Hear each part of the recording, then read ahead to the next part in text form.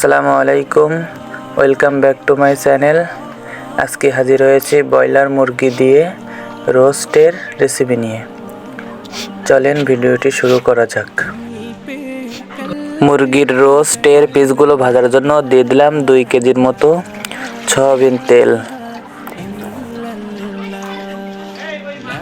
তেলটা একটু বেশি হিট করে নিয়ে এর ভিতরে রোস্টের পিসগুলো দিয়ে দেব।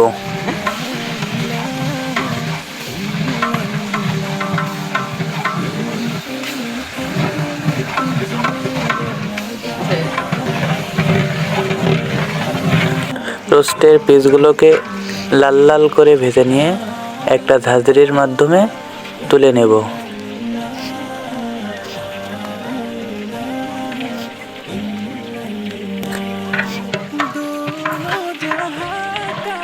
এখানে রোস্টের পিসগুলো একটু ছোট ছোট, কারণ আয়োজন অনুযায়ী লোকের সংখ্যা একটু বেশি ছিল, যার কারণে রোস্টের পিসগুলো একটু ছোট ছোট করে দিছিল।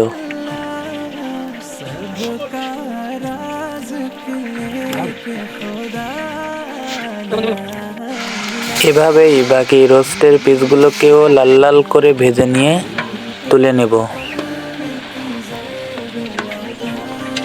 এবার মশলা দেওয়ার পালা। রোস্ট ভাজা তেলে দিয়ে দেব 1.5 কেজির মতো কোচানো পেঁয়াজ। পেঁয়াজগুলোকে লাল লাল করে ভেজে নিতে হবে।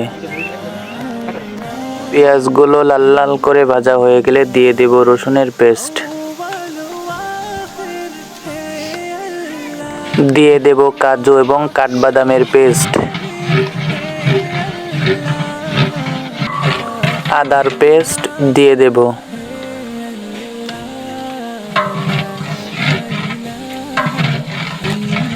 দিয়ে দেব জিরার পাউডার। হাফ জগের একটু বেশি পানিতে গুঁড়ো দুধ গুলে ভালোভাবে মিশিয়ে দিয়ে দেব।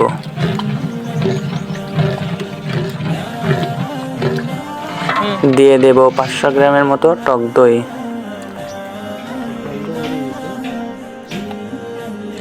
দিয়ে দেব লবঙ্গ ও সাদা এলাচের পেস্ট। দিয়ে দেব জয়ফল জয়ত্রীর পাউডার। দিয়ে দেব কালো গোলমরিচের পাউডার।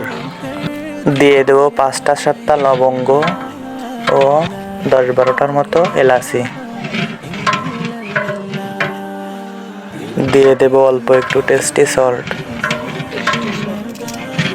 দিয়ে দেব দারচিনি। অল্প কয়টা কিশমিশ দিয়ে দেব ধনিয়া পাউডার। এবার দিয়ে দেব শুকনো ঝালের গুঁড়া, অল্প করে দিয়ে দেব শুকনো ঝালের গুঁড়া।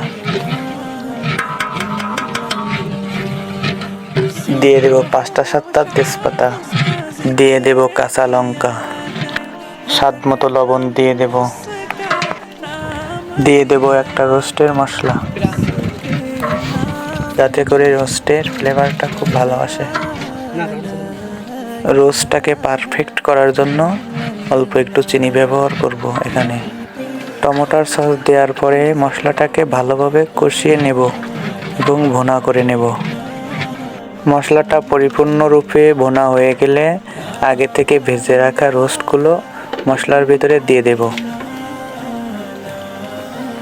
এবার রোস্টগুলোকে মশলার সাথে ভালোভাবে নাড়াচাড়া দিয়ে মিশিয়ে নিতে হবে। রোস্টটা দেওয়ার পরে এতে কোনো পানি ব্যবহার করা যাবে না। এভাবে 5-7 মিনিট জ্বালাতে হবে। রোস্ট রান্না কমপ্লিট। এবার আমরা নামিয়ে নেব। দেখেন রোস্টার কালারটা একটু দেখেন।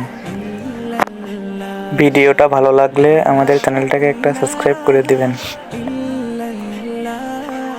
আজকের মতো বিদায় নিচ্ছি। দেখা হবে নতুন কোনো রেসিপি নিয়ে।